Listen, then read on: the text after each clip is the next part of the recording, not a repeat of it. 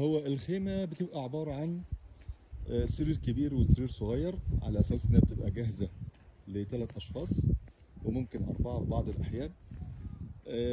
بيبقى فيها نظام الكهرباء بمواعيد، مش 24 ساعة، بعكس اللي هو الفايف ستارز. الباب بيبقى عبارة عن سوسته، زي ما احنا هنشوف كده لما بنيجي نفتح الباب. وهنخش جوه دلوقتي نصور لكم الخيمة من جوه عاملة ازاي. ده سي 5 اهيت اللي انا ساكن فيها. زي ما احنا شايفين حاجة بسيطة جدا، فيري سيمبل. هفتح بقى كده واصور لكم من جوه.